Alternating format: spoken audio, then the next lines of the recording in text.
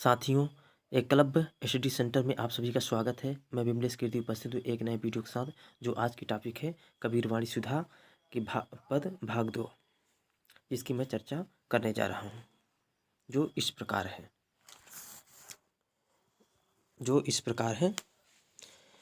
राम बिन तन की तपन न जाई, जल मही अगिन उठी अधिकाई। तू जलनिधि हऊ अजल का मीनू, अजल मही रहूं जलहि बिन खीनू। तू पिंजरी हऊ सुअटा तोर, जब मजार कहाँ करे मोर। तू तू सुअटा तोर जब मजार कहाँ करे मोर। तू सतगुरु हऊ नौतुन चेला, कहे कबीर मिल अंत की बेला। कबीरदास जी कहते हैं कि राम बिन तन की तपन न जाए, राम के बिना शरीर का ताप नहीं जा रहा है। जल में ही अगिन उठी अधिकाई, क्योंकि जिस जल में मेरा निवास है उस जल में जोरों से आग उठी हुई है। तू जल निधि हो जल का मीनू, जल में रहु जल है मिन खीनू। हे राम, तू जल निधि है और मैं जल की मछली हूँ, जल में ही रहती हूँ, किंतु उसी के बिना क्षीण होती जा रही हूँ। अर्थात तुम्हारे साथ रहे भी तुम्हारे बिना दुखी हूँ। और तू पिंजरी हो और सुअटा तोर, जम मजार कहाँ करे मोर। तू पिंजरा है और मैं उसमें रहने वाला सुख हूँ, यम रूपी बिलाव मेरा क्या बिगाड़ सकता है। फिर कहते हैं कबीरदास, तू सदगुरु हऊ नौतुन चेला, और कहे कबीर मिल अंत के बेला। कबीर कहते हैं कि तू सदगुरु है और मैं नौसिखिया चेला हूँ।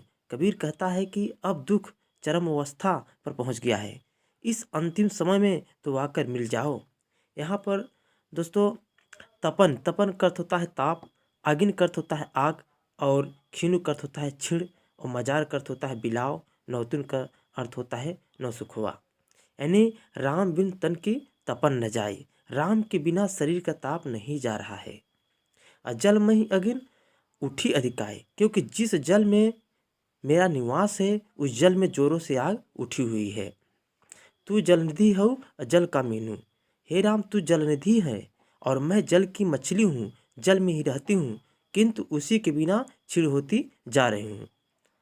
अर्थात तुम्हारे साथ रहते हुए भी तुम्हारे बिना दुखी हूँ। तू पिंजड़ा हऊ सुअटा तोर, जल में ही रहूं जल बिन खीन। तू पिंजड़ा हऊ और सुअटा तोर, जब मजार कहाँ करे मोर। तू पिंजड़ा है और मैं उसमें रहने वाला सुख हूँ, यम रूपी बिलाव मेरा क्या बिगाड़ सकता है। यानी मजार माने होता है बिलाव, यम रूपी बिलाव मेरा क्या बिगाड़ सकता है। फिर आगे कहते हैं कबीरदास की कि तू सतगुरु हो नौतुन चेला, कहे कबीर मिल अंत की बेला। कबीर कहते हैं कि तू सदगुरु है और मैं नौसिखिया चेला हूँ। कबीर कहते हैं कि अब दुख चरमावस्था पर पहुँच गया है, इस अंतिम समय में तो आकर मिल जाओ। राम बिन तन की तपन न जाई, जल मही अगिन उठी अधिकाई। तू जलनिधि हऊ जल का मीन, जल मही रहू जलहि बिन खीन। तू पिंजड़ी हऊ सुअटा तोर, जब मजार कहाँ करे मोर।